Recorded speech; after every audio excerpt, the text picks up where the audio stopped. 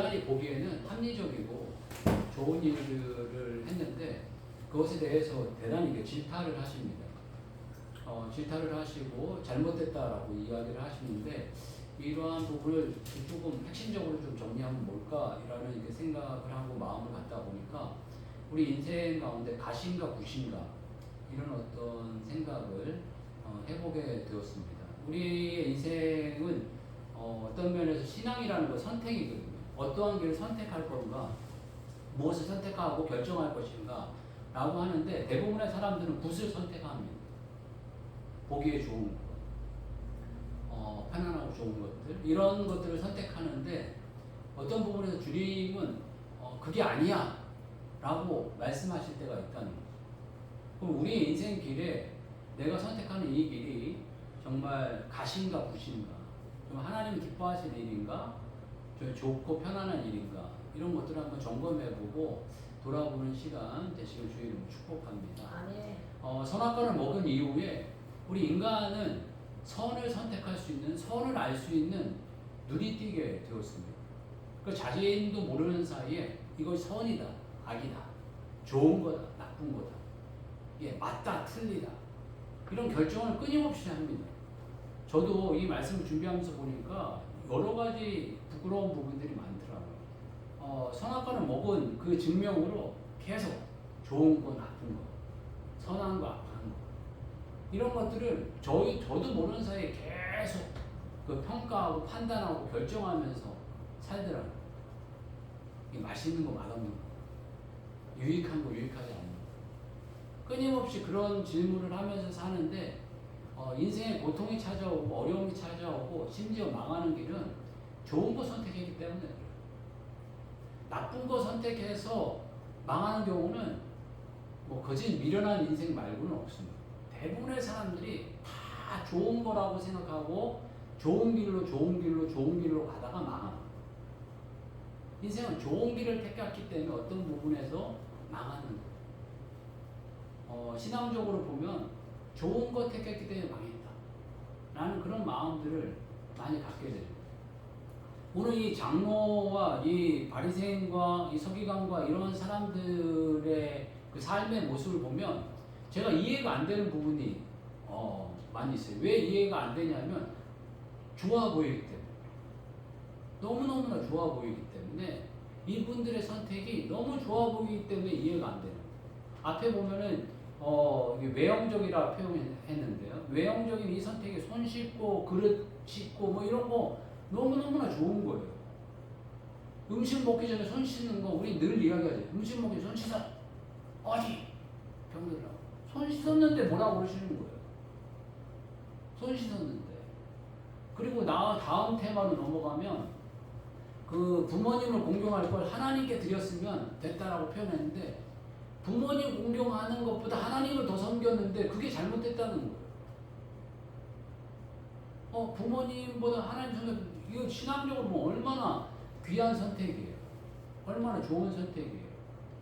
그런데 하나님 보시기에 이거 아니다라는 거예요. 하나님 보시기에.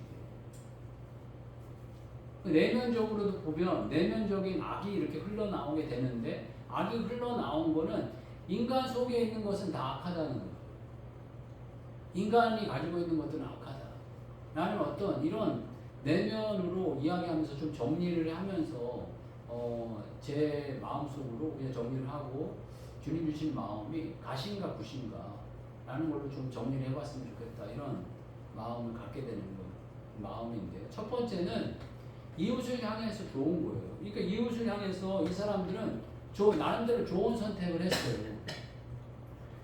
이 사람들의 기준은 3, 4, 5절을 보게 되면 바리새인들과 모든 유대인들은 장로들의 전통을 이어 손을 씻지 않고는 음식을 먹지 아니하며 또 시장에 돌아와서는 물을 뿌리지 않고는, 이건 물이라는 표현은 목욕이라고 표현하더라고요.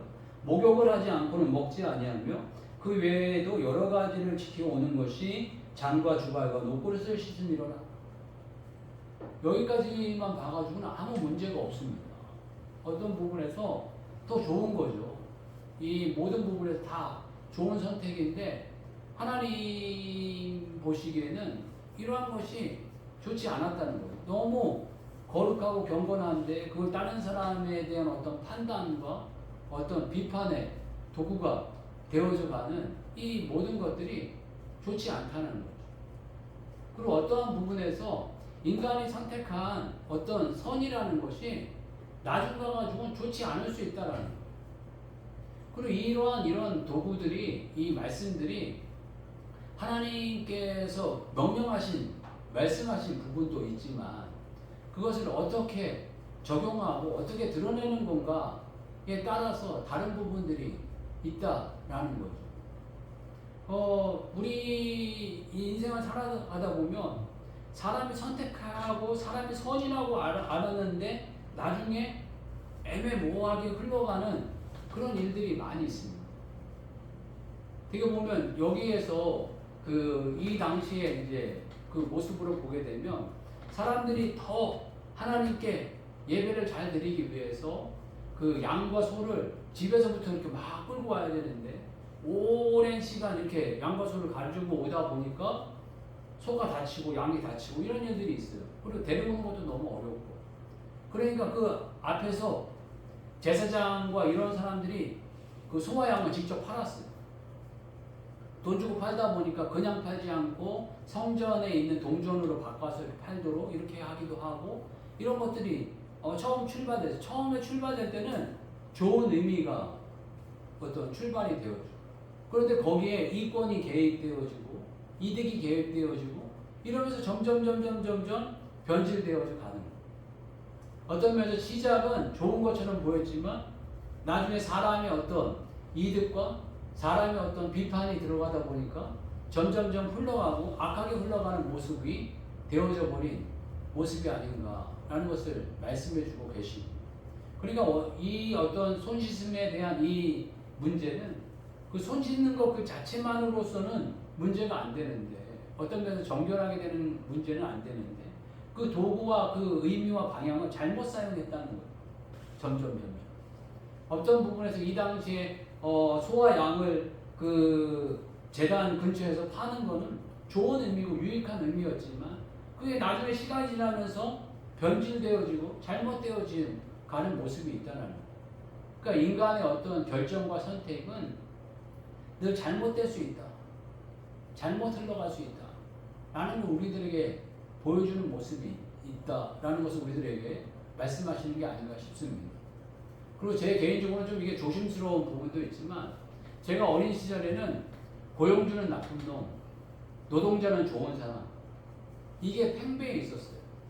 고용주는 악독 업주, 노동자는 뭐 피해 있는 사람, 이런 어떤 이미지가 이렇게 세팅되어 있는데 요즘에는 그렇게만 보기가 어려운 시대가 아닌가 하는 생각이 들어요. 일부 몇몇 그 사람들의 이야기지만 뭐 대기업이나 요번에 보니까 그 은행권에서 4.5일을 일하고 싶다 이렇게 이야기를 하는 거예요.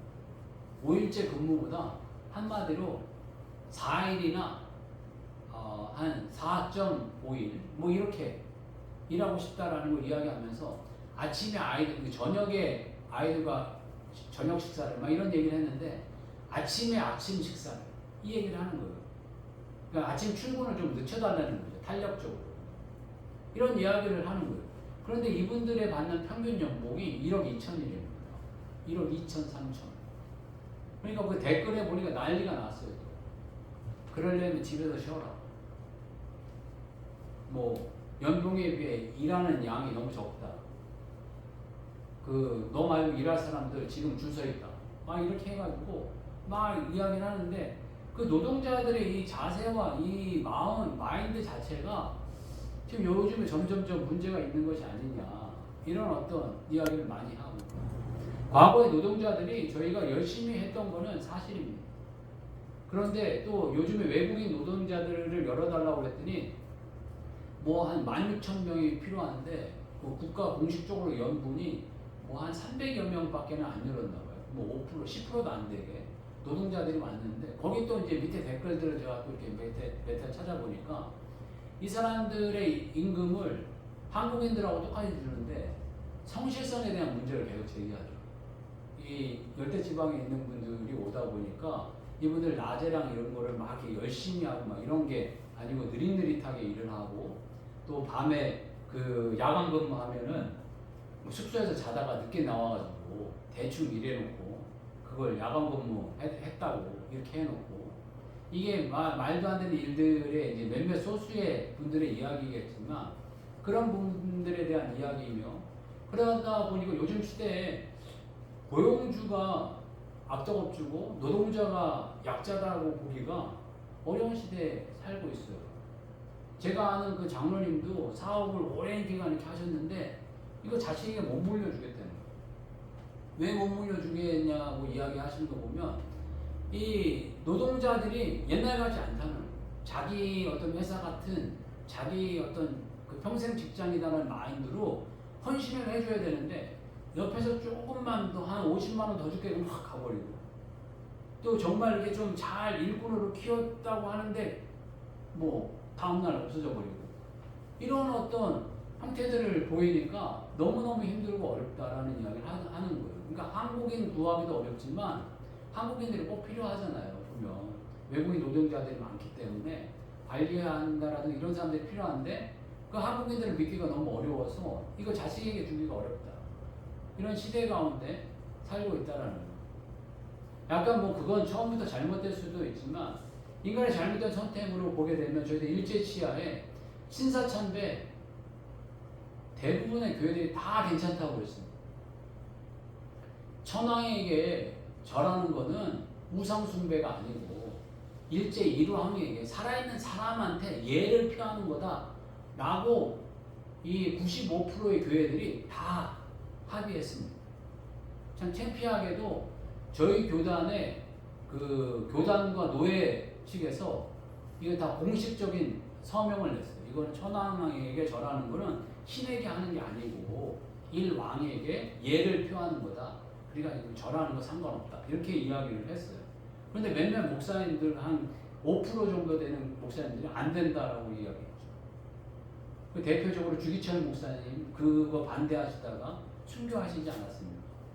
몇몇 분들은 아니다라고 이야기를 하시는 거예요. 사람들이 다 기다부할 때 아니라라고 이야기를 하시는 거예요.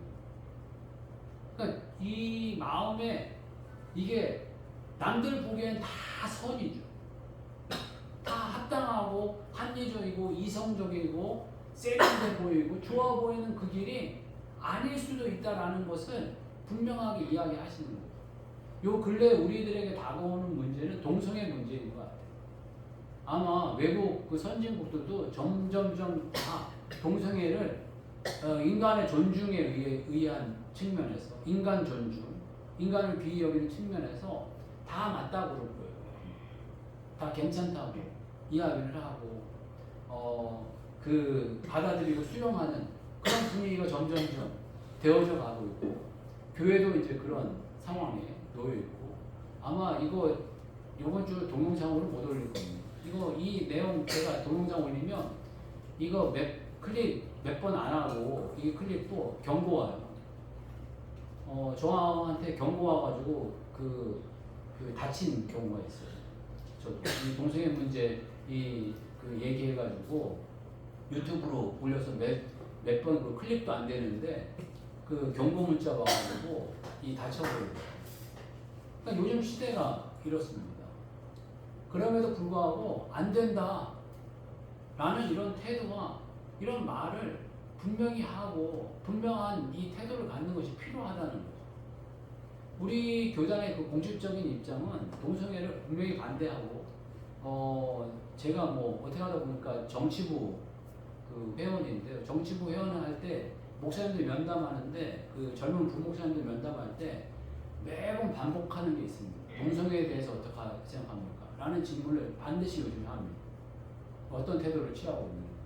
교단의 정확한 입장은 동성애를 환자로 보고 전도 대상자로 보지만 동성애는 허용하지 않는다라는 게 공식 입장입니다. 그래서 가끔씩 그 부목사들 가운데 동성애 괜찮습니다 라고 이야기를 하는 사람이 있으면 그 자리에 멈춰서 내쫓습니다.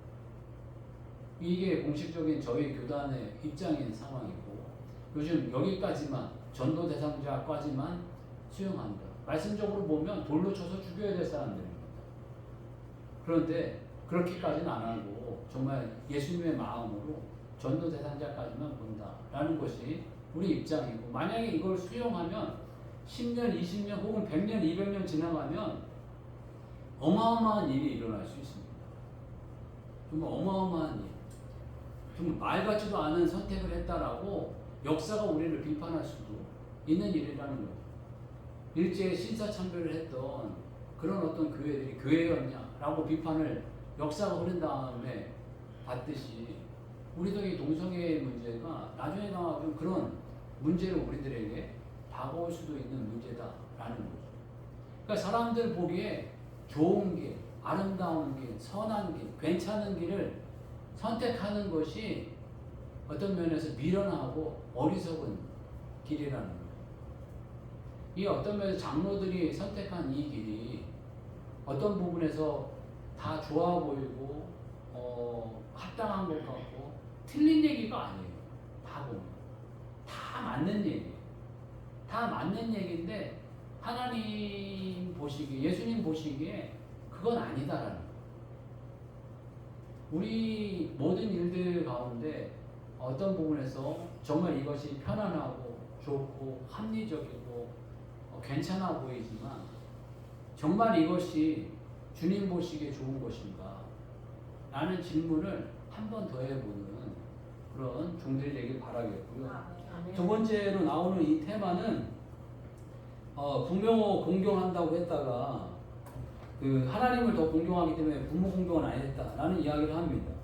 11에서 13절 보게 되면 너희는 이르되 사람이 아버지에게나 어머니에게나 말하기를 내가 드려 유익하게 할 것이 고르반 곧 하나님께 드림이 되었다고 하기만 하면 그만이라 하고 자기 아버지나 어머니에게 다시 아무것도 하여 드리기를 허락하지 아니하여 너희가 전한 곧 전통으로 하나님의 말씀을 폐하며 또 이같이 일을 많이 행하느니라 하시고 라고 표현하고 있습니다. 이 부분은 좀 조심스러운 표현이 아닌가 싶습니다. 어떤 부분에서 우리가 하나님을 섬긴다고 하면서 가족을 등한시하고 가족을 돌보지 않는 어떤 핑계거리로 삼는 이런 모습을 이야기하시는 것이 아닌가 싶습니다. 어떤 부분에서 예수님께서는 가족, 어머니나 아버지나 버리고 주님만을 따르라 이런 말씀을 하실 때도 분명히 있습니다.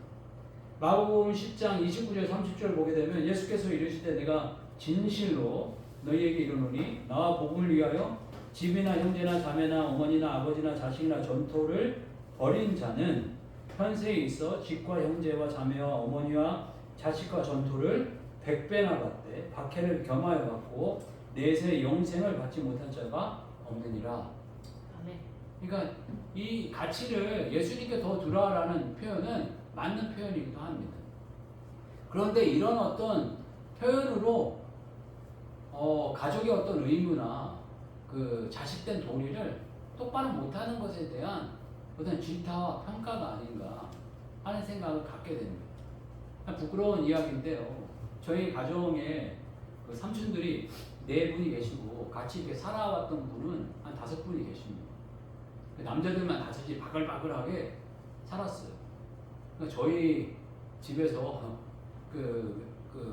할머니 댁을 가면 남자만 한 6분, 5분, 6분이 계셨어요. 저희 뭐 서울 살았기 때문에 시골에서 공부하러 온 삼촌들도 있고 그래가지고 막 6분 되고 막 이럴 때가 많았거든요. 평균 5분이 늘 가셨어요. 근데 뭐 정확하지는 않지만 저희 삼촌 이야기가 쌀 한 가지 사놓으면 2달이면 다 없어졌다 막 이런 얘기 하시더라고요. 그러니까 그 당시에 뭐 밥밖에 먹을 게 없었으니까 남자분들이니까 밥만 그렇게 많이 드신 거예요. 밥만 그렇게 많이 드시고 막 그랬는데 저희 삼촌이 이제 믿음은 뭐 있으시지만 믿음이 크지 않으신데 저희 삼촌이 요즘에는 뭐 그런 얘기 잘 없지만 추도 예배를 늘 드리셨어요. 추도 예배를 막 이렇게 드리셨는데 이분들이 이제 다 결혼을 하시고 다 이제 아내를 다 얻게 되신 거예요. 아내를 다 얻게 되셨는데 큰 삼촌 댁에 이 큰 삼촌 댁은 집사님 정도고 간간히 주일만 지키는 이런 가정이에요.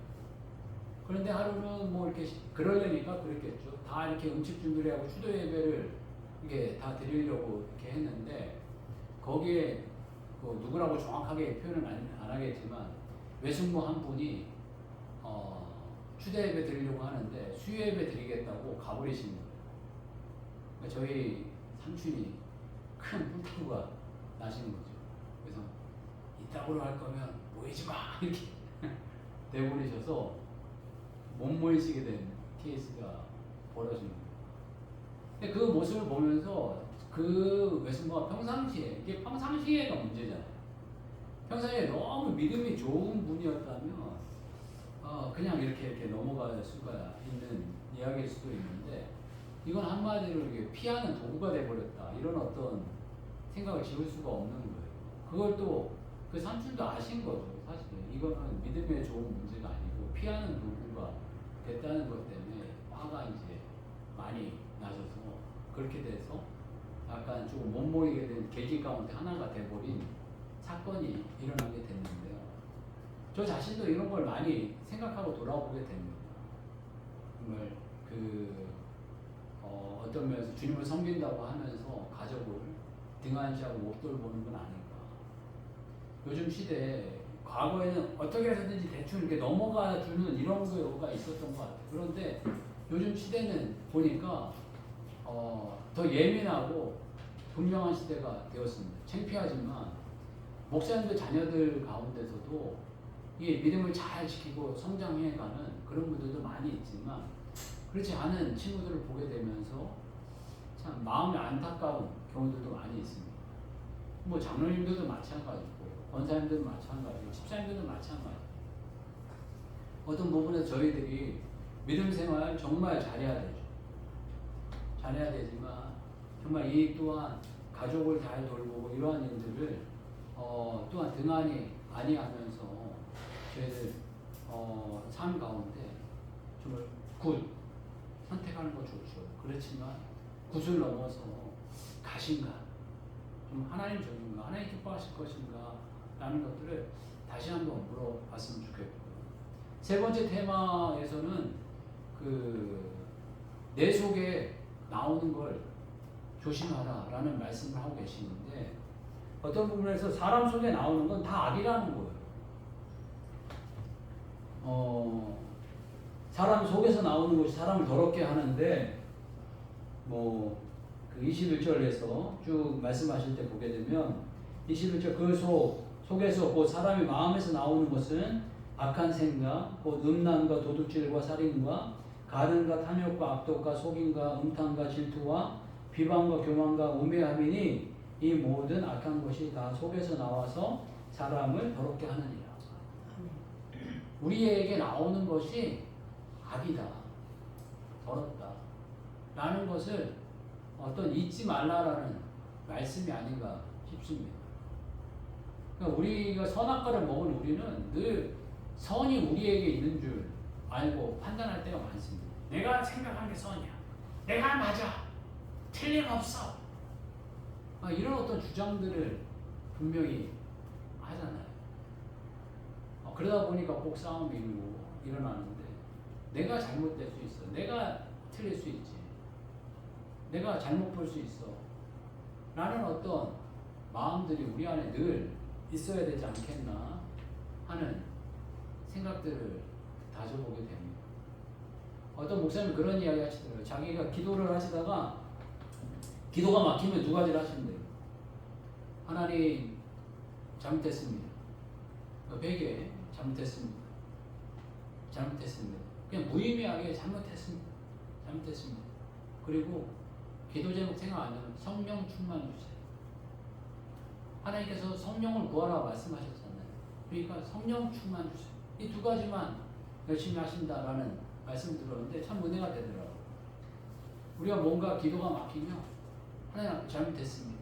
무의미하게라도 잘못했습니다. 잘못했습니다. 잘못했습니다. 라고 생각하면서 자기의 어떤 죄인됨을 인정하고 낮아짐을 인정하고 그다음에 하나님의 부족을 인정해서 하나님 성령 충만 주세요. 하나님 성령 충만 주세요. 이 엘리 사와 같이 갑절의 영감을 주세요. 하나님 전 갑절의 영감이 필요합니다. 라는 어떤 고백이 필요하지 않겠나라는 생각을 갖게 됩니다. 이 말씀 보고 아까도 그 찬양하면서 낮은 해처럼 밤의 달처럼 이렇게 찬양을 드리면서 마음은 그러하지만 삶은 안 따라가는 이 모습이 다른 게 아니라 딱 나다라는 생각을 갖게 될 때가 있습니다. 인생 살아가게 되면서 늘 저희가 군만을 쫓아가는 인생이 아닌가 싶습니다. 아마 세상 모든 사람들이 굿을 따라갈 거예요. 나쁘다고 생각하고 나쁜 길인 줄 알고 따라가는 사람은 이 세상에 아무도 없을 겁니다. 다 좋은 줄 알고 따라가고 좋다라고 생각하고 좋은 일이라고 생각하고 따라가지만 그러다가 망한다는 걸 저희들이 늘 기억해 보고 정말 어떤 부분에서 겉으로 보기엔 나빠 보이고 험악해 보이고 안 좋아 보이지만 그것이 좀 하나님이 주신 길이고 가세 길이라면 저희도 묵묵하게 잘 따라가고 순종해가고 열매 맺어가는 주의 종들의 삶이 되시기를 주의로 축복합니다. 이 시간 같이 한번 기도할 때 저희들은 합리적인 좋은 길이 아닌 하나님이 원하신 그 길을 선택하시는 결단의 마음 따라갈 수 있는 그 능력을 저희들이 허락해 달라고 다시 한번 기도하겠습니다. 주여 한번 해주시고 같이 기도하겠습니다. 주여 할렐루야. 하나님